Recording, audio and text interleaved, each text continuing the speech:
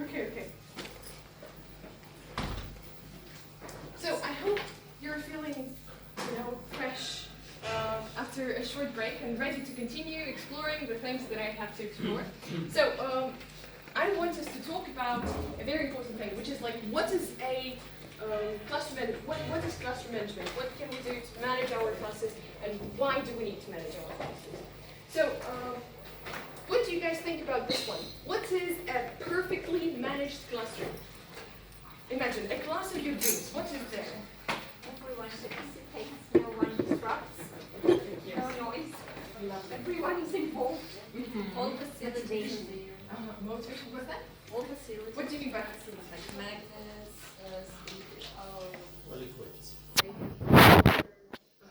pictures. Interactive boards, okay, that's right. And that's good. What about your students? What are they doing? Are they reading, writing, talking? They're speaking. Speaking. But being silent at the same time, right? I mean, like a combination of them. Okay, that's right. So let me share my vision of a perfect classroom. What I imagine a perfect classroom would look like.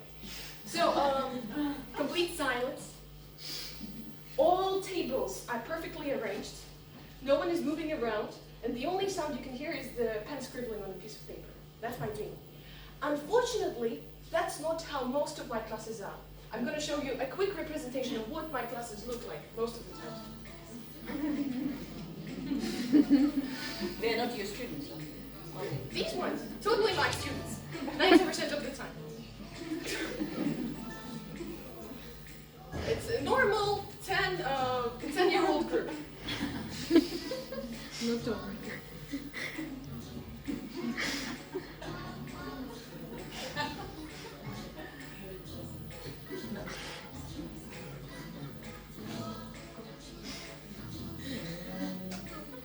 And I feel like this man trying to hurt cats, most of the time when I teach young learners. So yeah, that's the thing. And once you, this is actually a video of a guy trying to assemble them for a group photo.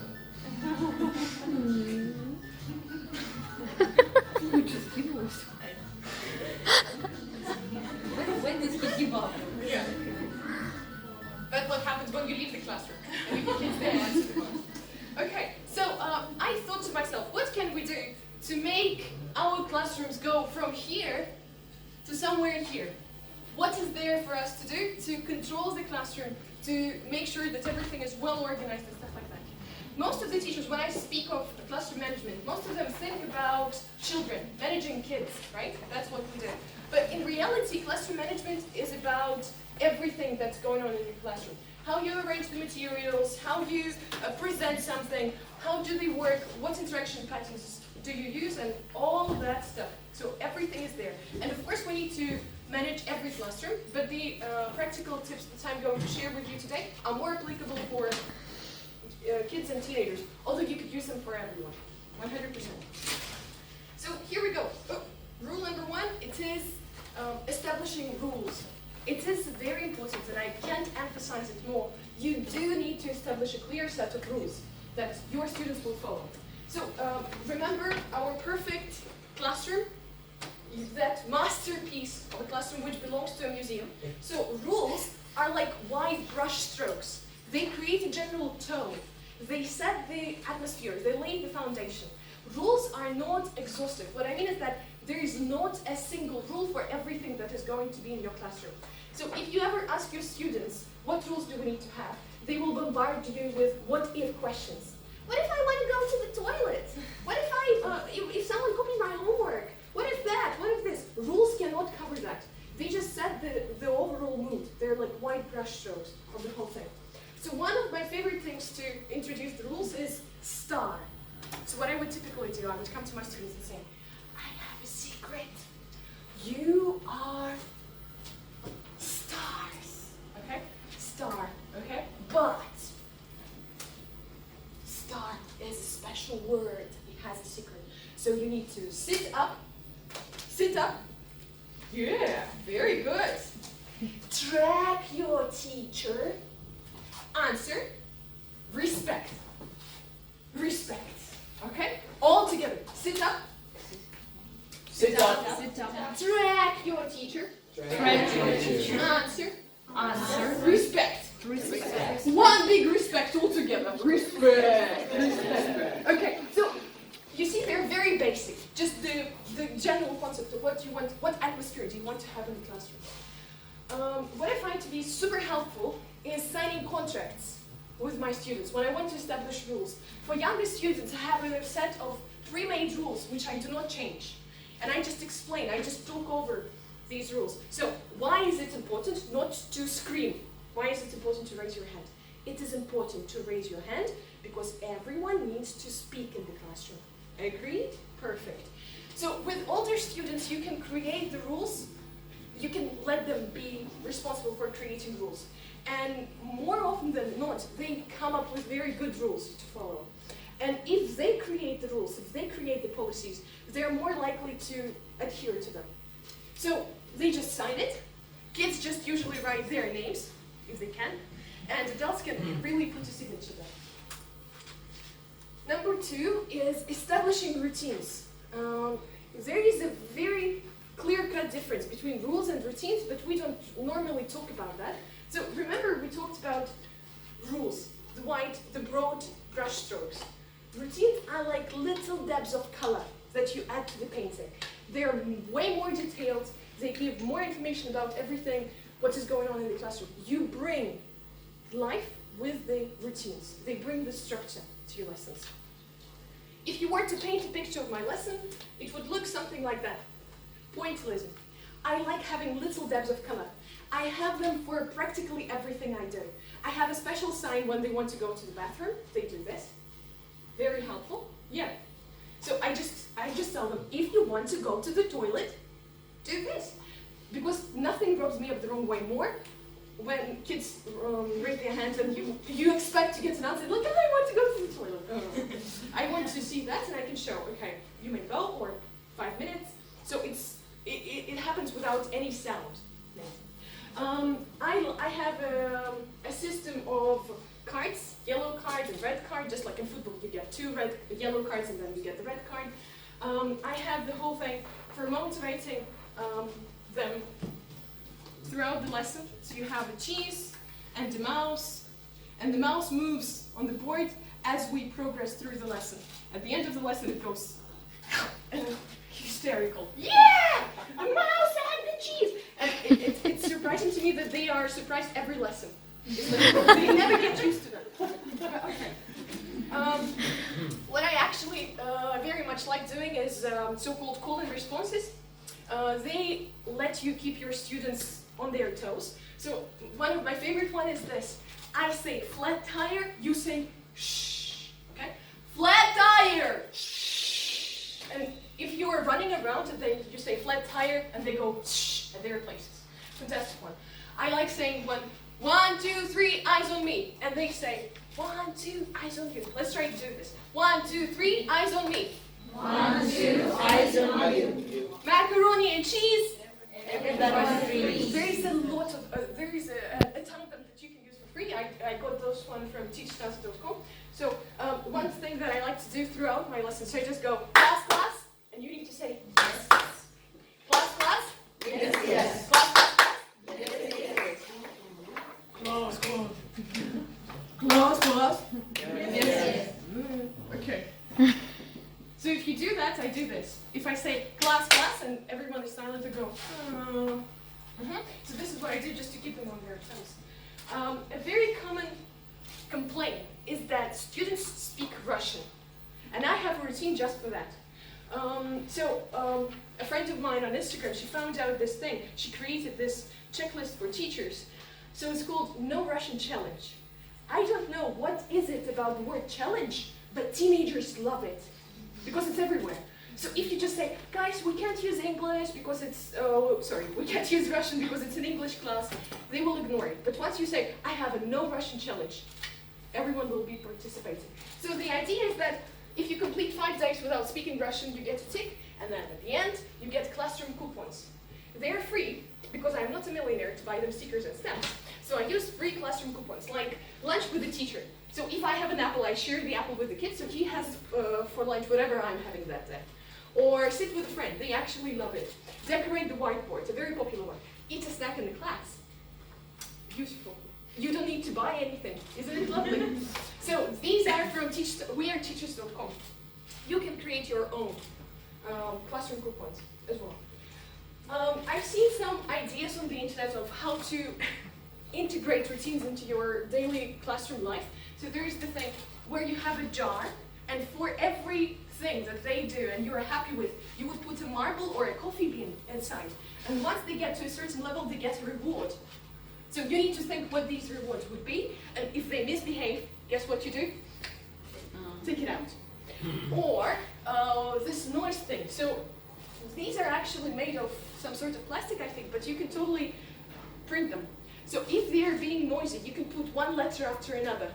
And once you have the whole noise on the board, they're in for some trouble. So, but you need to make sure that they know what's that. There's one more thing, mystery reward. So for example, here, this one says, everyone is in time after lunch. Everyone has their homework. So once they complete it, you can take it out. And they have a mystery reward here, like no homework or something like that. Something you can do for them in the classroom as well. So routines and rules are super important. That's why I put them on the first two spots. Number 3, planning wisely. And planning is a very wide thing, and we spend most of the time teaching actually planning, not the contact hours, but planning. I don't know if it's true for you, but for me, it's planning that I spend most time. So, many people say that it's 5 to 7 minutes. It's the average attention span of an 8-year-old. They cannot focus on something for longer. So when I hear teachers complain, oh, my kids are very playful, they can't sit still for like 10 minutes, it's normal. That's their nature. They want to run, they want to play, they want to do stuff. So you need to bear that in mind when planning. So when you plan, you need to plan different activity types. Games, like Sveta told, 100 of activities that you can use. Try to implement them in your lesson plan. Emergency activities. I bet you all have a student who finishes tasks faster than anyone else. And if you don't have anything for that person to do, he's going to misbehave. He's going to do something to annoy you, to attract attention, or something like that. Unless he's a perfect student, which I haven't met in my life. If you have, good for you. So plan emergency activities you can just put there, and that's it. Dynamics. So combine slow-moving activities with fast-moving activities as well. You need to vary interaction patterns. Work in pairs, work in teams, work in groups. So work alone. Try to vary those as well. Materials. Try to surprise them with the materials. Imagine that you study daily routines, let's say, yeah, with young learners. And instead of flashcards, you bring a doll, a bar of soap, a hairbrush, and you start washing the face of the doll there with them. I bet they will be super engaged. If you bring flashcards, probably they will say, seen that, done that, but try to surprise them with something, with the materials as well. Or sometimes you need to ditch the plan. It takes a lot of strength and time to plan a perfect lesson, but it takes a lot of courage to ditch it and forget it. Sometimes you see that whatever you have planned doesn't work. Stop doing that right away. Don't do that. Forget about it. Sometimes, there is a thing that we do not teach our plans, we teach our students. So see what your students like, what do they enjoy, what do they hate, and adapt your lessons to whatever you are doing. There is a very cool principle that I like. It's called simple shift principle. If nothing else works, if something is happening in your classroom, you can do this. Everyone is focused on me for some reason. I just opened the door, So do something neutral, or instead of doing that, if you ask a student and somebody is misbehaving, start drawing a flower on the board. Or ask a student to come and draw a flower. Write an instruction on a piece of paper and put it on the floor, not on the whiteboard. So the simple shift principle is all about changing one thing, bringing one neutral or positive change always makes a difference. So sometimes changing one little element can work magic as well. Number 4, build rapport. Establish good relationship with your students. I know it may be hard, but without warm relationships, it's very hard to try to control them in a way, like to discipline, to manage them. So try to be a friend for them. How you can do that?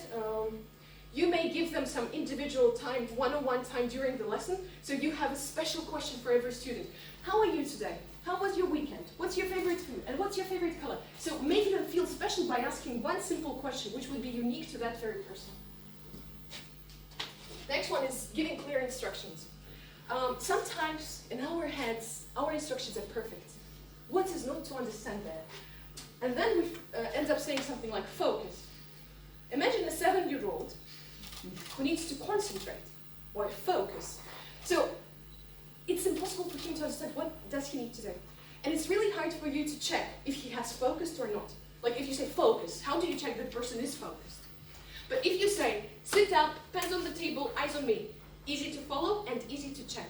So don't be surprised that kids don't follow your instructions if they are not clear, if they are not using the same language that the kids speak. Number 6, accept their feelings.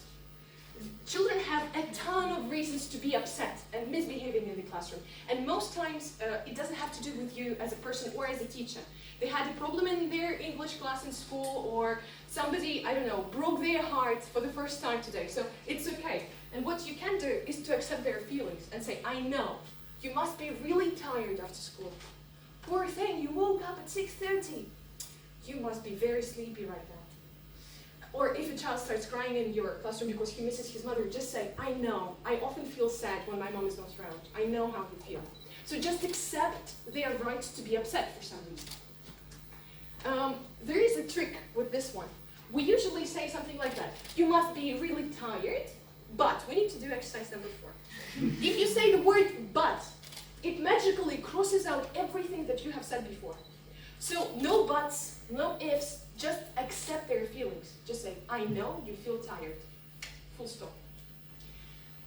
Sometimes it works. Sometimes it doesn't. Sometimes it does. The next one is that you need to talk about your feelings as well. You've probably heard the phrase, oh, kids are very violent, kids are very cruel. You've heard it, right? But I believe that empathy is like any other mental skill and ability, and it needs to be taught. Teach them how to be empathetic. Teach them what their actions may lead to. So what I would typically say is like, when my students don't do their homework, I don't feel like playing. I feel really angry when my students ignore my instructions. I don't want to play any games anymore. So I'm not saying it to one person, I'm saying it like as a whole, you know? And they usually react to it somehow. Step number 8, you can also describe a problem. Again, very personal, you can use it, you would say something like that. I can hear the answers, but I see no hands. Again, you are not calling names, you don't make children feel deprecated, but they kind of try to figure out what the problem is, or like, oh no, the floor is messy. And they would normally react to it somehow. Number 9, you need to create a new role for your children. Let me tell you a story. This is like of me and my youngest sister. She's 2 years younger. Some people say we look alike. I think we're nothing alike. She has long hair, blue eyes, slim, so a real beauty. And for some reason, our parents decided to give us these rules. I was the smart one, and my sister was the beautiful one. And it was okay. We didn't mind. We get on well with my sister very, very, very well. But it turned out it resulted in me being very insecure about my own, appearance. For a very long time, I couldn't feel confident, and it resulted in me feeling like, oh, I don't know, I'm the smart one, I'm not the beautiful one, maybe I will stay at home and not go to a club, something like that. And my sister, she plays down even nowadays. She's like, I'm not the smart one, I don't want to do that. So she uses this strategy to go around life. So what I mean is that we get burdened by our rules, by our parents, schools, whatever. So kids who come into your classroom, they have some tags attached to them everywhere. You are a hooligan, you are a chatterbox, you are this, you are that. Try to free them of that role. How you can do that? I have this thing, I have teachers' classroom jobs, and everyone works with them. So I get clothing pegs which have the names of my students, and I would give them a role like a teacher assistant, or today you are a marker assistant, which is all about collecting markers. So if I would have a student who tends to be misbehaving, like a little bit of a troublemaker, I would probably make him a teacher. And I would probably make him, responsible for whatever is going on in the classroom, and I would praise whatever he's doing. I would say, good job. Remember, like last lesson, you were a very wonderful teacher. Let's keep that up. Or another thing, if you have a student who likes to fight, we all have that student. I like to make him a sheriff. So he's responsible for keeping everything, secure, no fighting allowed in the classroom. If you have a chat box, make them responsible for making sure that everyone speaks. Everyone has a chance to speak. So create a new role, something that this child would never do, and praise any change that he's making, any improvements. Practical tip number 10 is positive reinforcement. You know, you probably know that many kids, some kids misbehave because they want to attract attention, right? They want to see you react to it somehow. So my recommendation is that why don't you focus on a positive thing? If you have, I don't know, Luba who is misbehaving and fighting, and Sveta is listening and sitting up, and you say, Sveta, thank you very much for being an exemplary student. Thank you for sitting up straight. Everyone would like to be like Sveta. Everyone would like, oh, I want to be a good boy too. How about I sit up and listen to the teacher as well? So focus on the positive things happening in the classroom. Do not give negative things extra attention that they don't need. Another super simple, yet so effective, just say thank you. If you have a student slouching, bullying, looking at their phone, just say, thank you for listening up. Thank you for sitting up straight, even if they're not doing it. Thank you for being respectful to your friends. I guarantee you, 99% of the time, they do something about it. If the student sits like that, slouching, I don't know if you can see, but I'm slouching. And you say, thank you for sitting up, they will sit up eventually. I don't know, that's the power of the word thank you, you know? All right, moving on. You need to give your students information. Sometimes children misbehave or do something that we do not consider to be acceptable because they don't know what's acceptable, what's good and what's bad. Usually because they're little. So sometimes a child, you know, children draw on the walls, on the wallpaper. It's not because they want to impress you with their bad behavior, they just want to experiment. They don't know it's not okay to draw on the wallpapers. So sometimes you need to give them this information. One step is that you need to be careful with the information that you're providing. If you tell a 4-year-old, we do not draw on tables, we draw on pieces of paper, that's going to be totally fine. But if you say to a 14-year-old, he knows that. He's doing that on purpose. Don't say it, okay? He will think that you're insane. So just do something else. You can use non-verbal language. Instead of attracting attention to something that is wrong in the classroom, you can signalize somehow that something is off. So you may use facial expressions like, and then the child will understand that something is wrong. Signal gestures, like I have this one for timeout. So if a child is out of control, I just do this. This is the amount of time that he's on the timeout for. So timeout 2 minutes. The child knows that he needs to go back and sit on his chair until I do this. And while I am a very cruel teacher, while I do timeout, I start playing the most exciting game ever. I just want them to feel that they're on a timeout. So I start running around, singing, I start laughing, so they feel that they are being penalized or something. You can use body language, just to show what's wrong with that and stuff like that. Change your voice pitch. Sometimes you need to say something a little bit louder and a little bit quiet. So again, to keep them engaged, to keep them on their toes. You can start talking like a character, like a robot or, I don't know, a police officer. But one very cool thing is that you can whisper. If you have a class of children who are misbehaving, and you come to one, and you start whispering, everyone will be intrigued to know what the hell are they whispering about, and they will keep quiet. So whisper. Don't use your loud voice, use your whisper voice. Use humor. Well, a lot of things can be solved with humor. If you see that something is off, what I like to do is to play this game. Put bubbles in your mouth. That's it. Or I say, okay, now can you please look your mouth and give me the key? I guarantee there will be one smart student who will say, мне запасной ключик есть, мне электронный. Ignore that. You say, no, I have all the keys here. They're secure. I will give you a key at the end of the lesson. So be ready for it. мне еще один ключик, okay? So, next on the list is that you can write a note. Notes are actually very powerful in terms of praising and rectifying the behavior that you wish to change. So here you can see I have 2 samples. One is a positive note and the other one is the negative one. So I would say, today he has accomplished so and so, he is such a wonderful student, so good job, keep it up.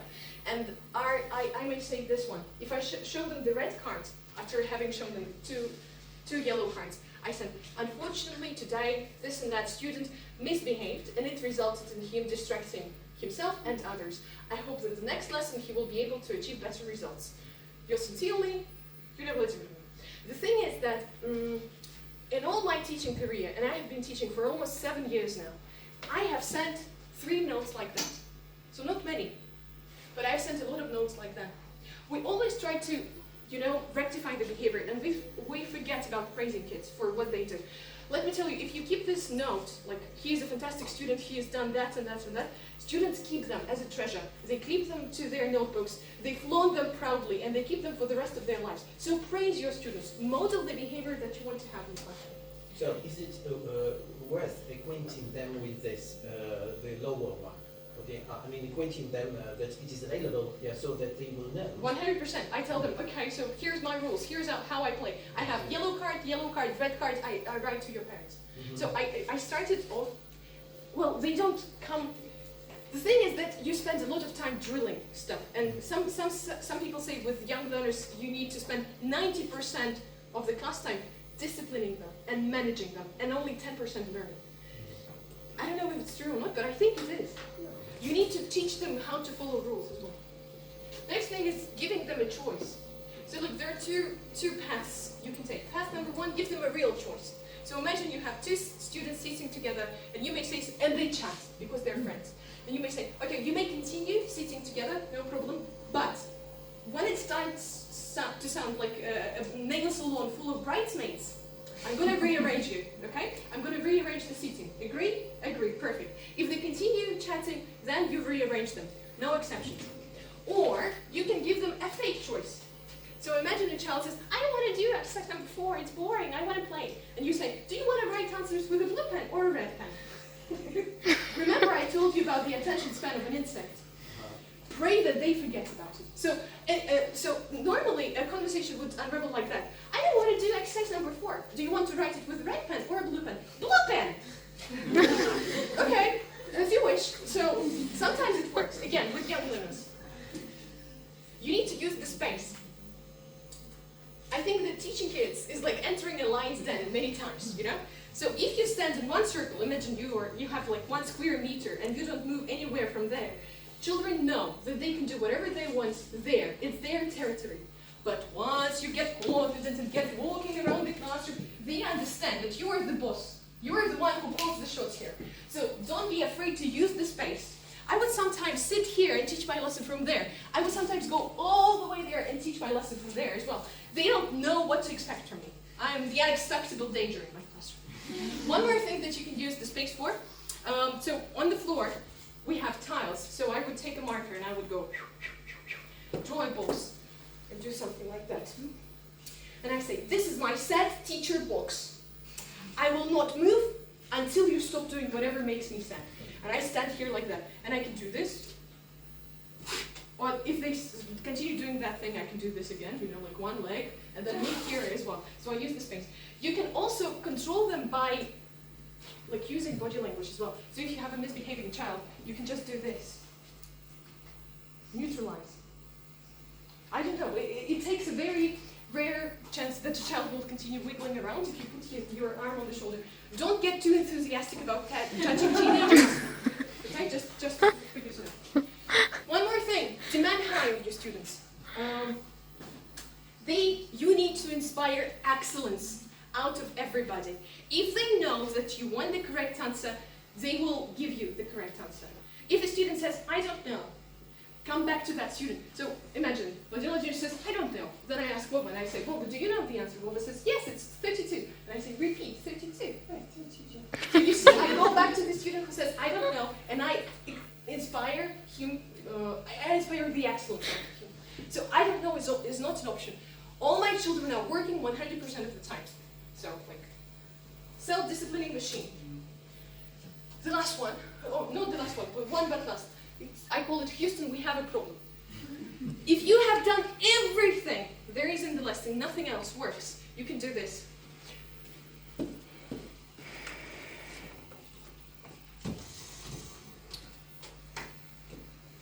Ребята, у нас проблема. В классе очень шумно. Что будем делать? And then they will give you some answers like, oh, what about we throw kids out of the window? And you say, oh, okay. And you just write it down. what if we call the parents? Okay, call the parents. And you know, suggest some options as well. What if I give you an extra task if I show you the red card? Is it okay? Okay. After that, you go back and revise all the options that they have come up with. And you get rid of all the inadequate ones, like throwing children out of the window. You say, I can do that. I wish, but no, sorry. And actually, they come up with some good solutions sometimes as well. And if you do that thing, like solving problems together, brings about the sense of responsibility and engagement. They're more likely to be involved because you treat them like equals. They are responsible for solving a problem as well. So do that. The last one, be consistent.